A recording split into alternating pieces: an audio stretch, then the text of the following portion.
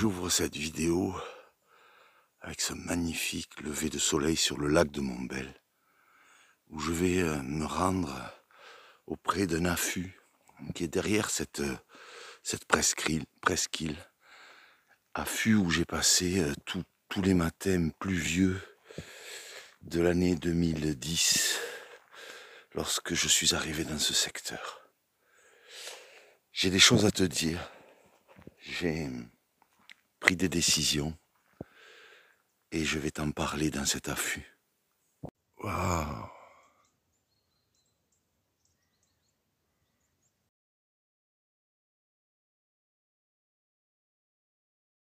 J'aime tellement ces levées de soleil sur le lac,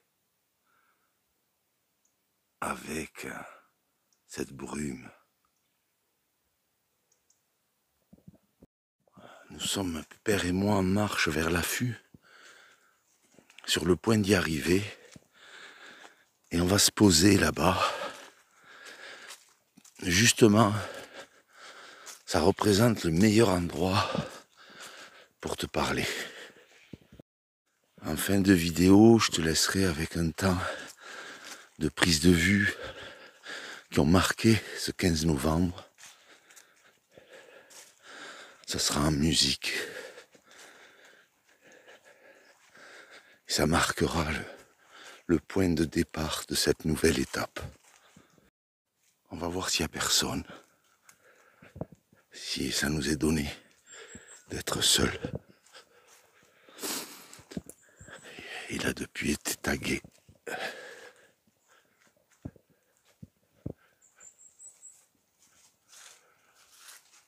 Ouais, ça va. Tu vois, longtemps, je venais ici surtout quand il pleuvait. Parce que ça m'offrait un abri et quelques prises de vue. J'aime beaucoup cette petite île que tu peux voir là-bas. On est sur le lac dit permanent, qui est plutôt consacré à la faune et qui ne varie pas, contrairement à la plus grosse partie du lac de Montbel qui sert à l'irrigation. Ce petit affût a vieilli maintenant, il est entretenu par l'ANA, si c'est toujours le cas, l'association des naturalistes de l'Ariège. Et on va prendre un temps ensemble ici, avec cette magnifique levée de soleil. Je vais essayer de te caler et on va parler. Donc c'est une joie pour moi de te retrouver dans cet affût que j'ai connu en 2010, lorsque j'ai échangé mon 5e camion contre une maison à rénover. C'est là que j'ai assis professionnellement le métier de photographe animalier en vivant les premières années de la photo que j'éditais en carte postale et que je distribuais localement. Sans te refaire toute l'histoire, hier, il s'est produit un événement. En amenant Johan à l'école, on s'est retrouvé avec la même ambiance que je t'ai filmé aujourd'hui et que tu verras en fin de vidéo. Ce lever de brume m'a donné envie de sortir mon boîtier, le 7D que j'ai utilisé pour la photographie animalière. Viens Pépère, viens. Viens, monte. Monte là. Monte. On va faire un petit tour, il faut que je parle à la communauté. Et à ce moment-là, je dis à Claudia, j'étais garé à côté, que j'allais faire quelques prises de vue de lever de brume, et elle me propose son téléobjectif, le 300 mm, le 70-300 de Canon, qu'elle a conservé, alors que moi, j'ai vendu il y a quelques années, et notamment pour financer la caravane, et depuis, je n'ai plus filmé avec une longue focale. Donc j'accepte, je prends son boîtier d'ailleurs, et je me pose près du lac de Montbel.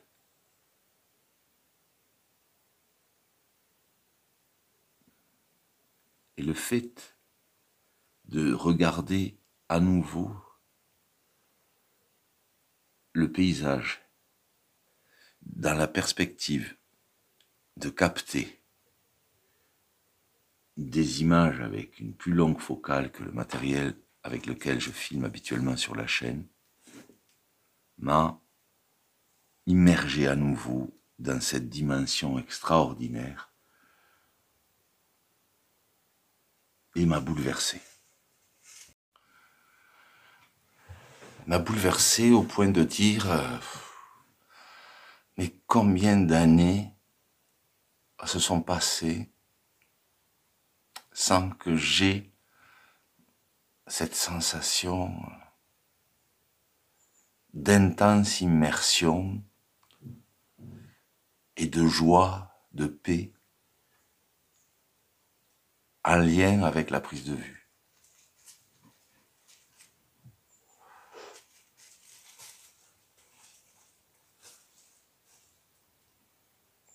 Et pour moi, c'est un événement marquant. Je ne peux pas te dire exactement ce que j'ai senti, je ne peux pas te dire qu'est-ce que c'est qui s'est vraiment passé, mais quelque chose m'a profondément bouleversé et m'a renvoyé à 2 étapes de mon existence. La première, à la sortie du monastère, quand je vais progressivement vers la traversée des Pyrénées,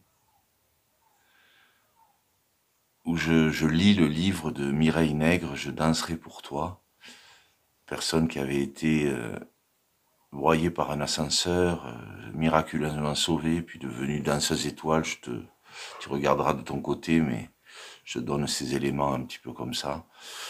Qui après a fait cette rencontre avec Dieu, rentre au monastère, il reste 10 ans, et puis de nouveau est reprise par des fortes douleurs de dos, presque une paralysie. Elle décide de quitter le monastère, le Carmel, et elle écrit ce livre « Je danserai pour toi », qui est magnifique. Et donc ça me renvoie à ça, parce que quand je suis sorti du monastère, j'avais le rêve de traverser les Pyrénées, et quand j'ai traversé en 2006, j'ai appelé le père abbé du monastère où j'avais séjourné, avec qui je suis encore en contact, et je lui avais dit, pour moi, mon monastère, c'est la montagne, et c'est là que je me sens le plus en harmonie avec la vie.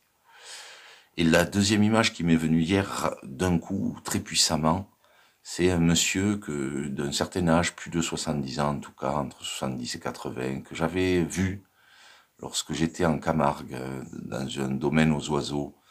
Il était là avec son téléobjectif, il était immergé complètement dans la prise de vue, et je crois qu'il filmait. Mais je ne me suis pas assez approché pour le dire. Et ça m'avait complètement projeté en me disant, c'est comme ça que tu vieilliras. Quand Johan est né, il y a eu une nécessité de passer de la photo à la vidéo, que j'avais déjà expérimenté, mais de faire un produit fini. C'est pour ça que le film Suis ton chemin sur le 5 plongeur est sorti en DVD avec des conférences pour le vendre, avec des soutiens qu'on a eus et des difficultés aussi. Et pour moi, ça m'a complètement vidé, parce qu'il y avait à la fois une immersion complète dans le torrent avec les cinq, et en même temps la nécessité d'avoir à se vendre pour gagner sa vie et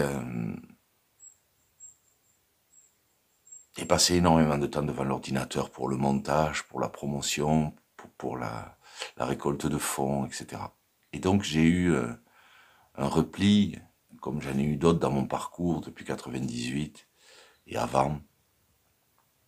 Et j'ai laissé monter l'objectif de côté, mon boîtier, et j'ai encore plus réduit mon confort. Tout ça pour être proche de cette nature qui me bouleverse et que j'aime.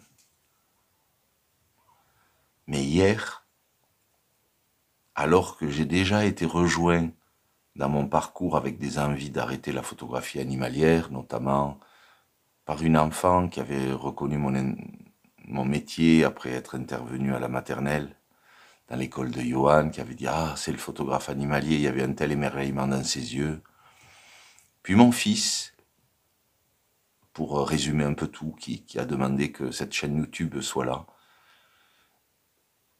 Et vous avez d'abord découvert la façon dont je vivais dans un bivouac permanent avec de l'inconfort, mais aussi la sensation de liberté que ça dégageait chez moi. Mais la joie s'est altérée en moi au fil des années. C'est-à-dire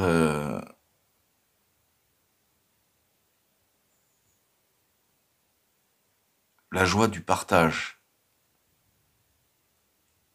des images nature.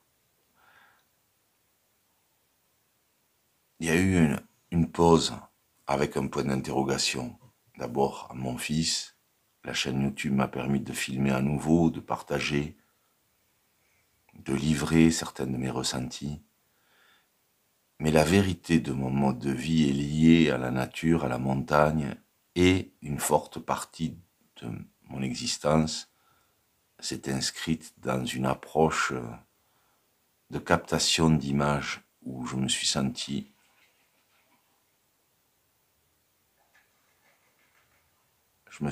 cueilleur d'images.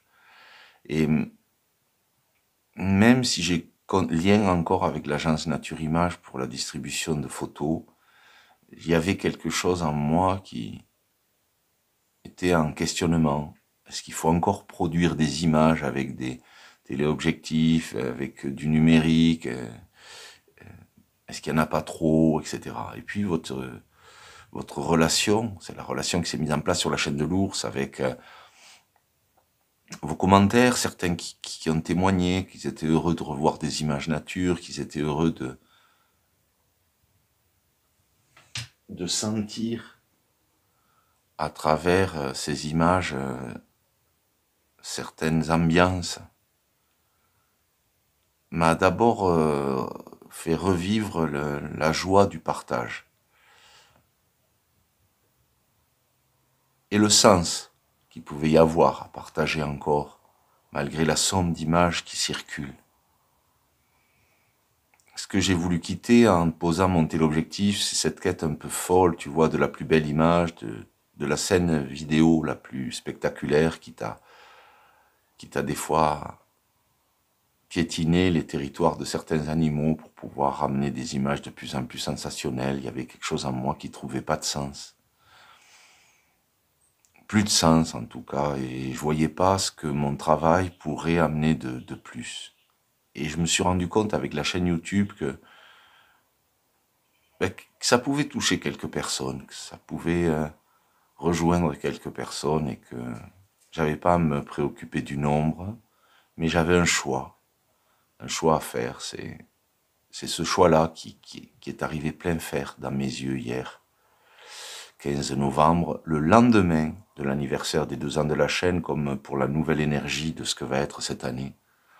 La vente de Satsang, qui signifie être réuni au nom de la vérité, m'a débloqué un petit budget. Il ne nécessite pas beaucoup de rallonge, peut-être 500 € pour que je puisse renouveler mon matériel animalier, non pas pour faire une production commerciale, mais pour partager dans des conditions acceptables sur ma chaîne YouTube, ce que j'appellerais plutôt de l'ambiance animalière, c'est-à-dire peut-être quelques gros plans quand c'est donné, mais une tentative de vous immerger dans ce qui me bouleverse et ce qui me pousse encore à aller dans la nature avec du matériel parfois lourd pour ramener certains types d'images de cet Ariège si cher à mon cœur. Alors je vous annonce par cette vidéo, avec des mots un peu longs à venir, parce que c'est tellement surprenant pour moi que ça m'a presque claqué. Hier, je suis revenu, j'ai dit à Claudia, je reprends la photographie animalière qui pour moi signifie filmer et ramener quelques clichés, et je vais investir sur le matériel qui me semble acceptable en budget, et on sera aux alentours des 3 000 €. Un boîtier, un téléobjectif, ça sera pas le plus haut de gamme, mais ça sera quand même du matériel tropicalisé, c'est-à-dire pouvant supporter des conditions d'humidité sans trop souffrir. Et aussi, ça me relie à ma capacité physique à porter, à dormir en montagne. Ça va m'obliger à utiliser la culture physique pour me préparer. Et j'ai été très touché de l'accueil que Johan a fait du déblocage de ce budget pour non pas l'investir dans le changement d'un camion, mais rester avec ce camion et mettre cet argent dans du matériel afin de partir à nouveau cueillir des images en pleine nature. Il m'a dit, je viendrai avec toi, tu prendras un affût de place. Et donc, avec le changement de boîtier qui me permet d'avoir une optique qui n'est pas adaptable sur mon 7D, qui maintenant date de 15 ans, je ferai la bascule à mon fils du 7D avec le téléobjectif de sa maman. Et je vous partagerai ces moments qu'on va vivre père et fils en pleine nature. C'est touchant pour moi parce que c'est un budget que je pensais absolument plus mettre et pouvoir mettre aussi dans du matériel. Vous savez aussi que j'ai abandonné ma volonté propre entre les mains de la vie par la médiation des événements. Donc il a fallu qu'il y ait un événement puissant qui m'a amené une joie, une paix, une plénitude, je dirais, qui était exagérée. C'était une forme de béatitude, contemplant cette philocalie, cet amour de la beauté. C'était à la mesure d'une prise de décision, où j'ai dit, ok, ressentir aussi fortement un tel événement, de toucher à nouveau une optique longue focale, parce que mes yeux, en fait, au fil des années, se sont habitués à ce que ma focale peut me permettre de capter. Et c'est vrai que l'approche animalière nécessite parfois des focales de longue distance qui vont être hors de prix lorsqu'on veut exploiter les images numériques, mais qui vont être à un prix acceptable quand on veut incorporer l'animal dans son paysage, dans son contexte. Ça sera donc plus du paysage animalier. Et donc le soir, j'ai été perturbé, avec de la tristesse, parce que quelque part,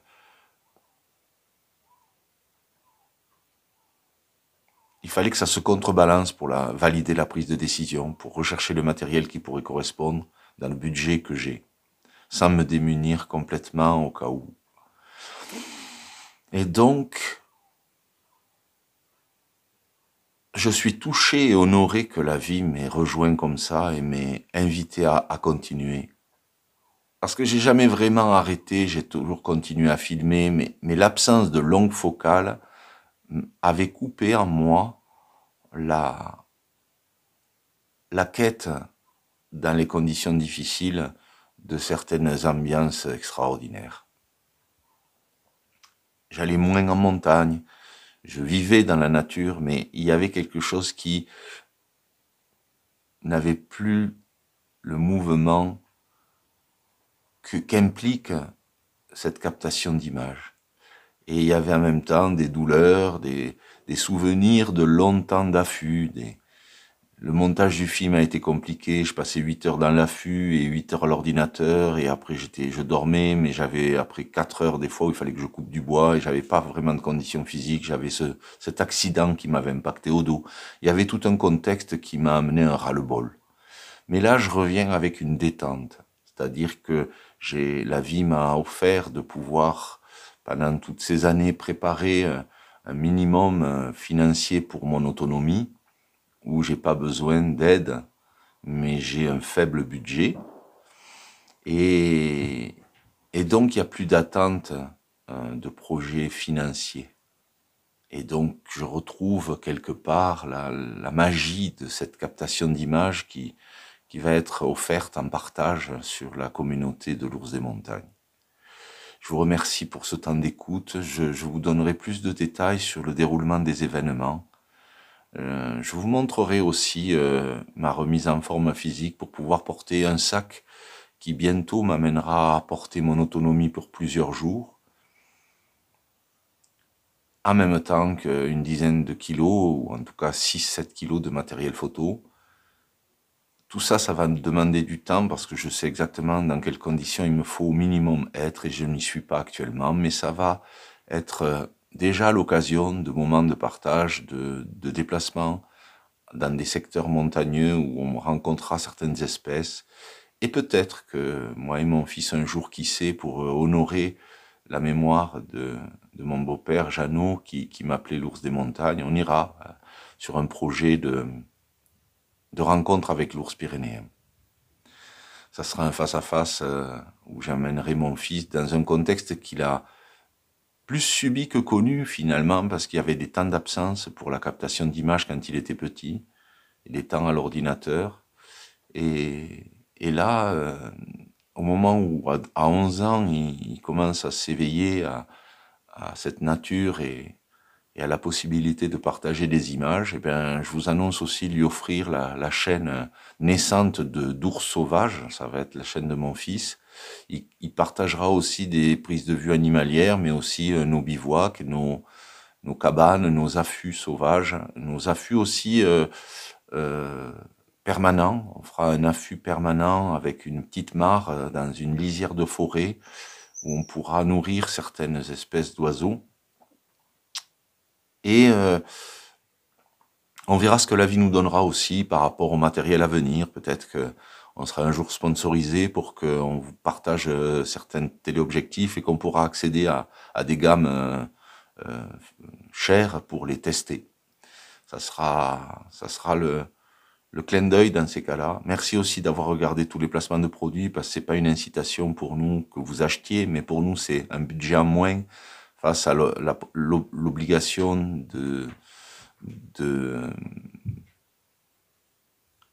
pas l'obligation, mais c'est des produits en moins à acheter face à la possibilité d'investir, comme je vais le faire là, sur du matériel. Et donc, quelque part, ces placements de produits que vous avez regardés, ça nous a permis de pas investir sur ce matériel-là. Et ça nous permet d'investir le budget du camping-car, et qui donne un sens fort parce qu'il est arrivé une période de ma vie particulièrement difficile. Dans la continuité de ce projet qui, quand j'ai tout quitté en 2009, m'a amené à de magnifiques années d'immersion totale pour la captation d'images. C'est une belle aventure qui s'ouvre pour ce début de 3e année avec vous sur YouTube. Et je vais vous faire ce petit montage de vidéos brutes avec, au final, les premières images prises avec le téléobjectif de Coco, qui se fait une joie que je reprenne. Elle m'a avoué que lorsque j'avais vendu mon téléobjectif, elle s'était posé la question si j'allais y survivre, parce que ça avait une telle empreinte en moi, j'avais une telle joie dans le partage que ça a été une période assez difficile mais nécessaire. Il a fallu déposer, aller chercher au fond ce qui me permettait d'être en paix sans tous ces temps derrière mon appareil. Mais pour mon fils, je suis photographe animalier et je suis content aujourd'hui de me remettre debout, de vous montrer le vrai sens de mon mode de vie aujourd'hui, de ce bivouac permanent, de cette immersion qui me permet de sentir aussi cette vie animale, d'en subir le froid, d'être dans son élément, pour pouvoir vous raconter à travers ma nature pétrie de ces immersions, vous raconter ce que la vie souhaite vous montrer. Elle m'amènera là où je dois être et j'emmènerai mon fils pour vivre cette aventure et Coco aussi. Lundi, on va commencer à marcher un petit peu avec quelques captations d'images et je vous retrouve très prochainement. Merci. Merci d'avoir permis ça. Merci d'avoir témoigné que ces images nature, même si c'est pas les vidéos qui ont été les plus vues sur la chaîne, avec le film Suis ton chemin que tu peut trouver en photographe dans la catégorie photographe animalier. Mais je ferai un mélange de comment je vis pour pouvoir être dans la nature, cette vie nomade, et comment la simplicité me permet aujourd'hui de poursuivre mon chemin de photographe animalier. À bientôt, merci, merci, merci.